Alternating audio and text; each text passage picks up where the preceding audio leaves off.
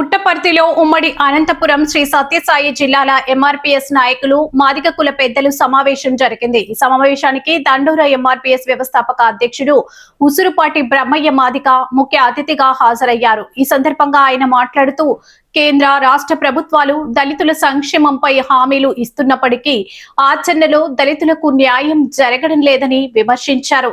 SC ST sub plan నిధులను దళితుల సంక్షేమానికే ఖర్చు చేయాలని ఆయన డిమాండ్ చేశారు. దళిత క్రైస్తవులకు ఎస్సీ హోదా విషయంలో కూడా ప్రభుత్వం న్యాయం చేయాలని కోరారు.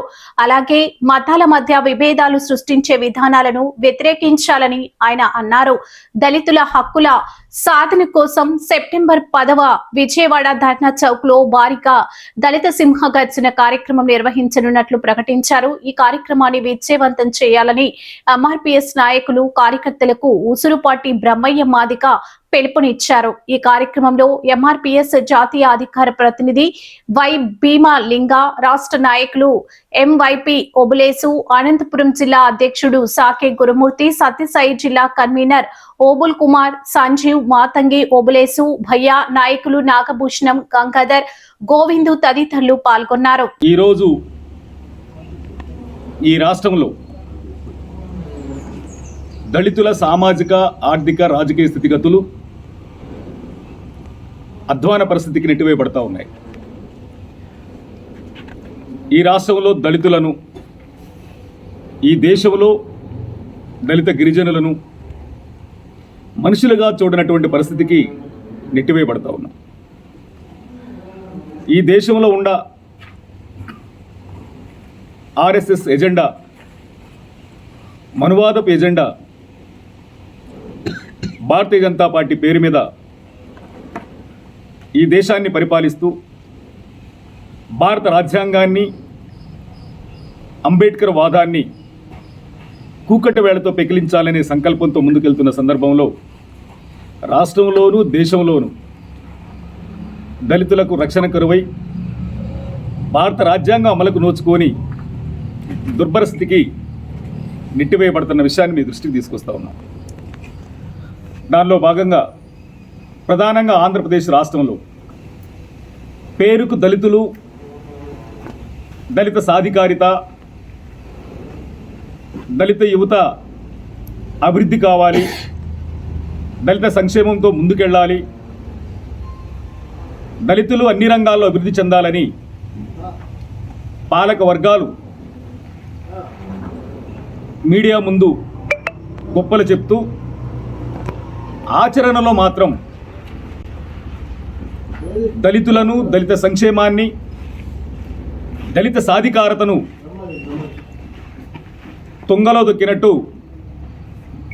స్పష్టంగా కనబడతా ఉంది. దానిలో ప్రధానంగా ఈ రాష్ట్ర ప్రభుత్వం సూపర్ 6 అనే పథకాలను అమలు చేస్తామని ప్రజలకు హామీలిచ్చి అధికారంలోకి వచ్చింది. ఈ సూపర్ 6లో ఎన్ని అమలు చేసింది, ఎన్ని అమలుకు నోచుకోలేదనేది ఈ రాష్ట్ర ప్రజలందరికీ తెలిసిందే. అయితే ఈ రాష్ట్రానికి అధికారంలోకి రావడానికి సూపర్ 6 పథకాలను అమలు చేసినట్టు ప్రభుత్వం మనకు కనబడుతున్నట్టే ఆ సూపర్ 6 అమలుకు నోచుకున్నాయో లేదో ప్రజలకు అర్థమైన మాకు మాత్రం ఈ రాష్ట్రంలో దళితుల పక్షాన సూపర్ 7 అంశాలు మా కళ్ళ ముందు కనపడతా ఉన్నాయి. ఈ విషయాలని మీ ద్వారా రాష్ట్ర ప్రభుత్వానికి ఒక 7 అంశాలను రాష్ట్ర ప్రభుత్వం ముందు పెట్టదలుచుకున్నాం. మా సప్లాన్ డబ్బులు, మా నిధులు మొత్తం దేశం మొత్తం మంచిన వాళ్ళు ఒకళ్ళు ఈనాడు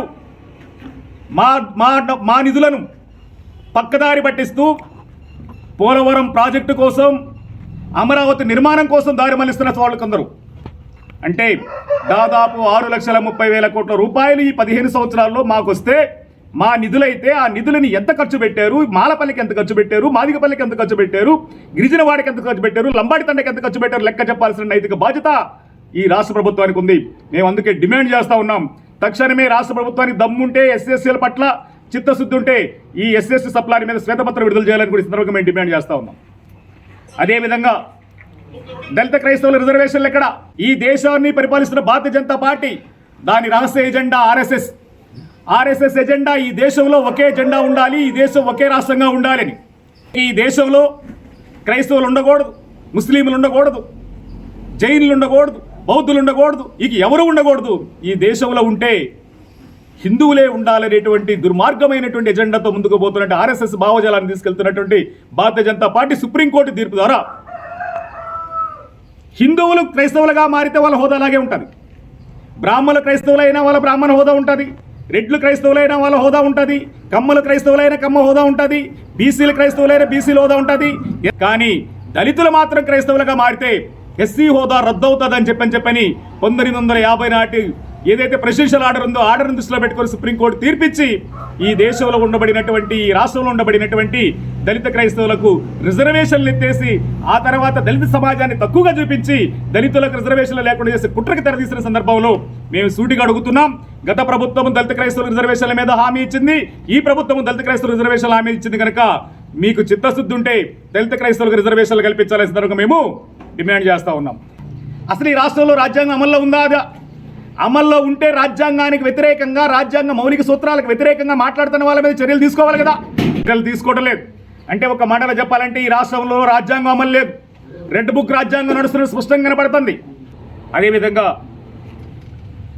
ఈ రాష్ట్రంలో దళితులకు రక్షణ ఎక్కడ?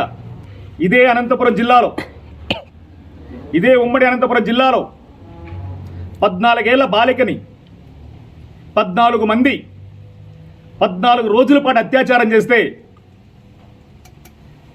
వాళ్ళకి వేసిన శిక్షలేంటి? రాష్ట్ర ప్రభుత్వం వాళ్ళ మీద తీసుకోబడిన చర్యలేంటి? కంటి తుడుపుగా ఎస్సీ కేసు పెట్టి 14 మందిలో 7 మందిని మాత్రమే జైలుకు పంపి 7 మందిని రక్షించే ప్రయత్నం జరిగింది. అంటే ఒక దళిత బాలిక మీద 14 రోజుల పాటు అత్యాచారం జరిగితే దోషులను కాపాడే ప్రయత్నం జరిగింది. అదే ఓ అగ్రకులానికి సంబంధించిన అమ్మాయి మీద అత్యాచారం చేస్తే చట్టాలు వచ్చినాయి. ఇదా దళితులకు రక్షణ? ఇదా దళిత మహిళలకు రక్షణ? ఈ విధంగా చెప్పుకుంటా పోతే ఈ రాష్ట్రంలో దాదాపు 22 మంది దళిత యువకుల్ని, 22 మంది దళిత యువకులు, 21 మంది మాదిగలు అనుకుంటే ఒక మాల సోదరుడిని హత్య చేసిన పట్టించుకోని దౌర్భాగ్య స్థితి ఈ రాష్ట్ర ప్రభుత్వం ఉంది.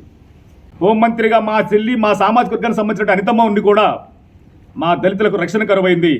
అందుకే రాష్ట్ర ప్రభుత్వాన్ని మేము అడుగుతున్నాం, దళితులకు రక్షణ ఎక్కడో సమాధానం చెప్పాలి. అదేవిధంగా దళిత సంక్షేమం ఎక్కడ?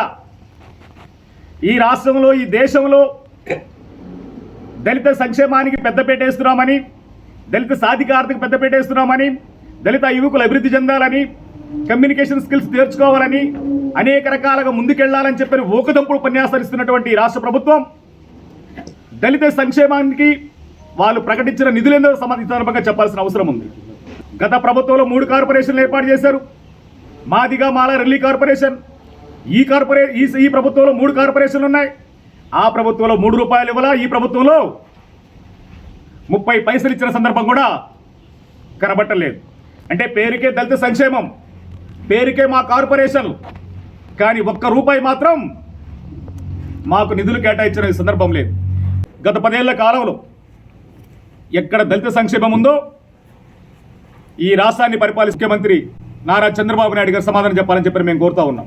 ఈ రాష్ట్ర ప్రభుత్వాన్ని మేము సూటిగా అడుగుతూ ఉన్నాం. 7వ అంశంగా ఎస్సీ ఎస్టీ పారిశ్రామికవేత్తలకు తక్షణమే సబ్సిడీ విడుదల చేయాలని చెప్పి మేము డిమాండ్ చేస్తూ ఈ అంశాలన్నిటి మీద మేము రాష్ట్ర ప్రభుత్వం దృష్టికి తీసుకెళ్లడం కోసం, రాష్ట్ర ప్రభుత్వానికి విన్నవించడం కోసం సెప్టెంబర్ 10వ తారీఖున విజయవాడ ధర్నా చౌక్లో వందలాది మందితో మా దళిత గర్జన్ని వినిపించడానికి సిద్ధపడతామని కూడా సందర్భంగా తెలియజేసుకుంటూ, నా ఎంఆర్పీ సోదరులే కాక దళిత సంక్షేమం కావాలని కోరుకునేవాళ్ళు, దళిత అభివృద్ధి కావాలని కోరుకునేవాళ్ళు, దళిత సాధికారిత కావాలని కోరుకునేవాళ్ళు, అదేవిధంగా అంబేద్కర్ భావజాలంతో ఉండబడిన ప్రతి ఒక్కళ్ళు ఈరోజు మనం అందరం కూడా దళిత సంక్షేమానికి పెద్దపేట వేసుకుంటూ, దళిత సాధికారతను కోరుకుంటూ, బాబాసాహెబ్ అంబేద్కర్ కలగన్నటువంటి రాజ్యాధికారం వైపు మన జాతిని నడిపించాల్సిన బాధ్యత ఉందని చెప్పి నమ్మినటువంటి ప్రతి ఒక్కళ్ళు కూడా రేపు సెప్టెంబర్ 10వ తారీఖున విజయవాడలో జరిగేటువంటి దళిత గర్జనకు హాజరై కార్యక్రమాన్ని జయప్రదం చేయవలసిన సందర్భంగా మేము పిలుపునిస్తా ఉన్నాం.